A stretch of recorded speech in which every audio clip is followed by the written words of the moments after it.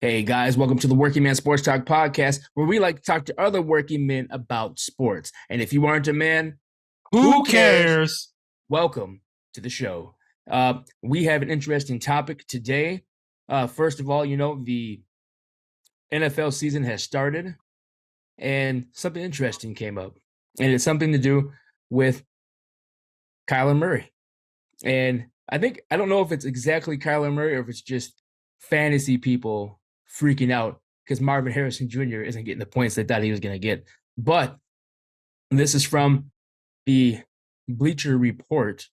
I don't know if you have it up and you want to read it, or do you want me to try to read it here? You can go ahead and read it. Okay. Basically, it's saying that the Arizona Cardinals used this, like, again, this from the Bleacher Report. The Arizona Cardinals used the number 4 pick to get Marvin Harrison Jr., and then they gave he only had 3 targets on Sunday. Then this is what Kyler Murray had to say in response, because people were saying, why is he only getting 3 targets? He said, as the quarterback, obviously you're going through the reads. Sometimes the ball goes to him, but that's not my job. I have a sense and feel for guys when they don't get the ball and when they are getting the ball, but I leave that up to Drew. Drew is the offensive coordinator, I believe. His name is Drew. What is it here? Drew Petzing. He's going to leave that up to him because, that guy draws up the plays. He tells me, don't worry about that type of stuff. So he tells him, don't worry about that type of thing. Just put the ball where you have to put it. Just keep playing your game and get the ball to where it's supposed to go. Now, that may seem harsh, but from to the outside view. But if you've played the game of football or a sport, you kind of know how this thing goes. But before I even give my opinion on this whole thing, I want to hear from you. Well, I disagree with Kyler Murray. I feel like that's just him putting the blame on his offensive coordinator. Because with this guy, he's always looking to point the finger at someone else. He did the same thing with DeAndre Hopkins. Ran him out of Arizona. Did the same thing to his old head coach, ran him out of Arizona. It's never, it's my fault. It's never, I should have played better. It's never, I need to look better. I need to look down the field. When you have a first round draft pick, top 5 wide receiver in the draft, and the number 1 wide receiver taken in the draft, and he's running down the field waving his hand up wide open, and you can't find him. You're supposed to be this elite quarterback. The team, the organization have gave you the whole keys to the whole thing. Said, here, do it. We got you a weapon now. We got you a young weapon, and you can't find this guy open. You can't give him more targets than what he had. I mean, he was on the field. He had 54 snaps. 54 snaps. And how many times did he get the ball again? Was it how many times did I say? He got targeted 3 times, only had 1 reception. Okay. He ran 33 routes. So that means 33 of the plays that when he was on the field, they were passing plays. And you're telling me this guy who's supposed to be a stud wide receiver, the best wide receiver coming out of this draft, and you're only going to pass the ball to him 3 times? How many times did they run the ball? Do you know that? You know how many carries they got? Oh, if you look at James Conner. I'm going to pull it all up. Let me see. But yeah, I just look at him you need to stop pointing the finger at everyone else. You need to sit there and just take it. Hey, I fucked up. I didn't find the guy that was open. I couldn't find that guy that was open. Our team literally fell apart in the second half against the Bills. And why? Because I couldn't do my job. Take ownership. Don't sit there and just pass it off. Oh, it's the offensive coordinator's fault. He's the one that told me to worry about that type of stuff. No, your job is play quarterback, find the open man, score points. If you want to be time management quarterback, go be a backup for Daniel Jones and the Giants. Or maybe just start there because the Giants need a quarterback. Now, are you done? Are you done talking? I'm done. I'll let you go. Now, what I think what he means by that is it's true. His job is not to force feed a guy the ball all day. No, it's not. That's But what he's saying, though. but look at Daniel Jones and Malik Neighbors, right? Yeah. Malik Neighbors got the ball and got yards. They didn't force feed him. He was the open guy. Find the open guy Now, downfield. now there was a play where I did see earlier where he was open at the end, but yeah, I think the pressure, you're running around. Sometimes you just miss a guy, and that can happen. Now, he was 21 for 31 for 162 yards, one touchdown, zero interceptions. Mm-hmm. Was he sacked 4 times? Yes. I think that's what this QBR of 83. Looking at who he was throwing the ball to, looks like maybe Marvin Harrison Jr. was helping the team get other people open. Maybe that's what he was taking what the defense was giving him. But I don't think he's just saying that this is what the coach drew up and this is the way it's going to go. Like, I don't know what's going on behind the scenes, but I think what's really being blown out of proportion is that because it's fantasy related. I don't even find it fantasy related. Like, take fantasy out of it. Then nobody would care. No, everyone would care.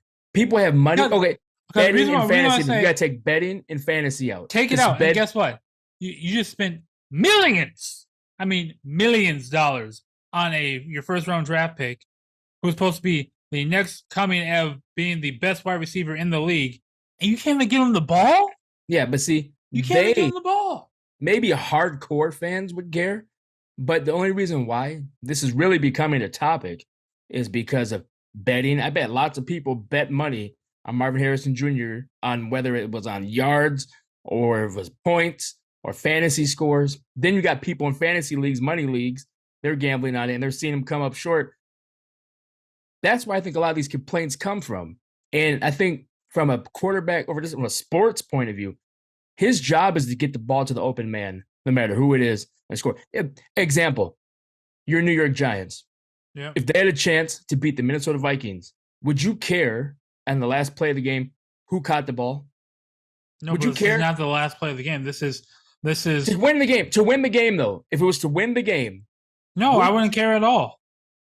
Okay, but reason why this is becoming a steady thing with him, he gets a weapon, he doesn't want to use the weapon, then he points the finger at everyone else. Well, he is using other weapons. If I look here, he's using his tight end. He's not using his main weapons. Anyone that's a main weapon that he's ever had, he's chased them out of there. DeAndre Hopkins was a main weapon. Zach Ertz was a main weapon. Chased them out of Arizona.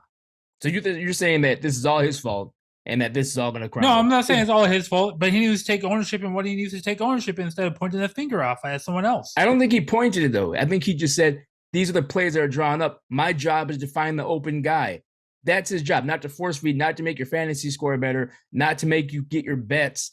I'm not saying you in general. I'm just saying people in general that have these things there. I think that's why it's really his job is to play and win the game. And guess what? He had a man open down the field who was wide open for a touchdown, and Harrison Jr. And he couldn't. Guess what? He did not find him at all. He was open down the field for an easy touchdown. That could have won the game. That could have won the game. But everybody's acting like that's the first quarterback to ever do that. No, but when you sit there and point the finger at everyone else, and you're supposed to be this guy in Arizona, you're supposed to be the guy in Arizona. You can't do that. So what would you expect him to say then if he's just saying, "Look, man, these are the plays. This was going, and I got to find the open guy. We got to get downfield." He didn't throw any interceptions. No, he did a touchdown pass. Yep. And what people are and didn't win the game. And didn't win the game. How many catches did he get? He got one catch for 4 yards. Yep. And now let's just say he did hit the game-winning pass, and he was downfield. Mm-hmm. Would people say, "Oh, he got 2 receptions and that big yardage, but he still falls short on maybe some bets"? No, maybe some. No. Or what if he dropped the ball? I can't play what ifs. I can't play what ifs. No, I'm what ifs doesn't matter because you're right. It doesn't matter. It doesn't matter. So we're gonna talk about what happens. So I'm going off topic. The facts is that every time he gets a strong weapon or someone who might be a bigger name within his organization on his offense, he takes them right out of the Arizona. Why? Now, according to your theory, and like I could say, like the coach situation He blew I him know out of the more about water. I know more about that. I don't know much more about him and Ertz and Hopkins. now I don't know much about that drama. That I don't know. But I know about the coaching drama with Cliff Kingsbury, who is very happy right now at his position. But Where is he at? I think he's with USC, I believe, as a I don't know Offense if he's coordinator or recruiter? I think he's a recruiter or something like that. They have so many different things in the organization. Mm-hmm. But what I do know, I don't think this guy's self-sabotaging because he thinks a bigger name is better than him or whatever. I think the guy wants to win, but he missed a pass. And guys miss passes, guys miss field goals. You can miss passes, you can do all that stuff, but when you're not taking ownership of the stuff that you've done. What is he? What is it? Nobody asked him about the missed pass. They said, "How come he got less targets?" And he said, "How come my job is to find the open guy." He didn't see him. But guess what? He was open, right? Yeah, and he didn't see him that time. So he failed at his job. But how many guys are open every Sunday? His job. How many guys are open every Sunday? How many guys are open every Sunday and they don't get the ball, but they're not talking about it? Probably a handful. But Marvin Harrison Jr. is a draw. Yep. And guess what? And people are betting. You're not in sports betting. Not in sports betting. He's your number one pick in the draft. Yeah. Yes. He's your team's number one pick in the draft. And you're not going to sit there and say, hey, let me try to get this guy going. Like, you hear quarterbacks talk. Sometimes I have to keep my star player in, I do have to force him a couple of balls here and there to get him going. And once he gets going and he gets heated up, it becomes easier for him. It becomes easier for me even passing the ball. So what do you suggest they do next Sunday? I'm just really curious because I think this comes back to fantasy points and betting, not actually being a fan of the game and being like, hey, he needs the ball more. I'm taking the position of this is all about fantasy and this is all about betting more than give the kid the ball. He's our first draft pick and he's the top draft guy. He's supposed to do this and this and this, and he missed the guy open. If that wasn't Marvin Harrison Jr. down there, and let's say Marvin Harrison Jr. had 4 catches. This is only what if I'm doing. Let's say he had like 4 or 5 catches, 0 touchdowns, but somebody else is open. Would they be saying he had a guy that was wide open? No, they would not. They'd be saying, hey, I got my fantasy points because I got like 75 yards, or I cashed on a bet. There would be the actual Arizona fans who would be saying there was a guy wide open. But I think majority of people this goes back to fantasy and betting. That's what I think. You don't, but what do you think they should do next Sunday? I think next Sunday, who do they play? I gotta look. I'm gonna check. Pull it up right here. They play Rams. The Rams. That's gonna be a good game, maybe. I think first drive, you definitely need to give him the ball. Throw it to him a couple of times. Force it even into coverage. That's what you're saying. No, not forcing the coverage. If you see that he has a one-on-one coverage, you throw that damn ball to him. So if it's one-on-one, man-on-man, just throw it up for grabs, 500. Let him make a play. Let him prove himself. All right, and if he doesn't prove himself, then hey, DJ did it. Daniel Jones did it this last Sunday. He threw that bitch in triple coverage to and he also didn't throw a touchdown pass. But Neighbors caught it. He gave Neighbor a chance. But he also is one of the worst quarterbacks. Hey, Kyler Murray is one of the worst quarterbacks in the league. I don't know about that, but I can say is that I guess we'll just have to wait and see. I think on Sunday they should continue with the game plan. Take what the defense gives you. Like you said, if there's one-on-one coverage and you want to see if you can make a play, put that thing up there, see what happens, go from there, and then I just think he's too big of a target to sit there and be like, hey, if we see that they're playing man, give them a chance. If we see that if it's a zone and it's one-on-one within a zone within space, give him the chance. Like, I think did he play in the preseason at all? I'm not sure. I don't know if I've ever seen him make a play. I haven't heard anything about him in the NFL level. I don't know what their whole situation is. Really low key.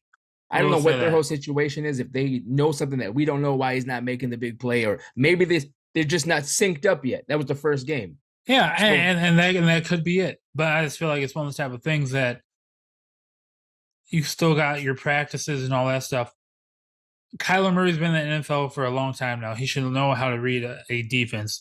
You look on the outside, hey, do I have a zone coverage or do I have man coverage? What type of coverage is actually out there? I got to look up the last play again because I can't even remember. I seen it a couple of times. I But can't remember but the I'm whole just saying, thing. like overall, him being anyone who is a starting quarterback in the NFL, you should be able to learn. You should be able to know how to read some type of coverage out there before the ball I'm is sure he snapped. does, but also they know how to shield coverages. Oh They yeah, know how to. but you go over stuff. There's film study on it. There's all this stuff. Like you go into it, and you should be able to like prepare and be like, okay, this is what we're looking at, and go from there. Yep, and but in life and in sports, this is what the good thing about all of it is that So once you punch them out, there's a lot of unexpected things that happen that you would not think would happen, and you think you've planned for it, and then it's come out totally different. And then oh you go yeah. back, look at film, and go, "Hey, you know what? Now I know to look for that next time. I didn't see that. I didn't see that coming, or we didn't see that coming. They came as a different. It's all about strategy and stuff. Like again, these are just our opinions. You think Kyler Murray, this is his fault. He's pointing the finger, not taking I just feel like responsibility. he's pointing the finger as offense coordinator. Just watch out as this keeps happening. The offense coordinator will be fired by the middle of the season. That would be terrible. But you know what? It does have some. You do have some valid points there on that. I'm gonna say I'm taking the route of he's saying, "Yo, I can't just force the ball there. These are the plays we're called. I'm finding the open guy. My job is to find the open guy So and get there." are you? Now, Are you if they asked him, why didn't you hit him at the end on that pass? He could say, "Yo, I didn't find the open guy on that one. I messed up. I so didn't see it." are, But that are wasn't the so question. are we saying that since he only got 4 targets, right? Can Marvin Harrison not get open in the NFL? I don't know. I can't remember that. Hey, I'm just saying. Can I he not can't get it? remember that. I can't remember No, that. no, I'm saying it's not that you can't remember, but if you are taken that high up in the draft, right? You get 4 targets, 1 catch. Can you I can't not get remember the open? routes. I No, can't remember the routes on the film. I'm not saying you have to remember the routes at all. Well, I'm I can't saying answer that question without actually seeing it again and seeing him if it was deflected. Was it a bad pass? Was it him not being able to get open? There's so many different variables. I can't remember what exactly the routes were. I have to go back and look again. And if I go back and look and see, maybe there was some bad passes. Maybe it was on the back shoulder. Maybe it got tipped out. I can't remember, but I do know that that's a valid point too. Maybe it's his first game. Maybe it was jittery. Couldn't get open. I got to look back at it again. But what I do know is that this is definitely a good conversation, something to look out for. Because you did say that the offensive coordinator could be fired. yeah. By middle of the season, by middle of the season or end of the season, offense coordinator would definitely I feel like be gone. And this keeps happening. If it keeps trembling down like this, they keep asking questions like this. Kyler Murray is really good known for to be pointing the finger at everyone else in the organization besides pointing at himself. And if that happens, maybe it's time to move on. But that's all I have left to say about this topic. Do you have anything else you would like to say? I have nothing else. All right, guys, I want to thank you for listening and watching to the Working Man Sports Talk podcast. Don't forget to like, comment, subscribe. We want to hear from you, and you will hear from us soon.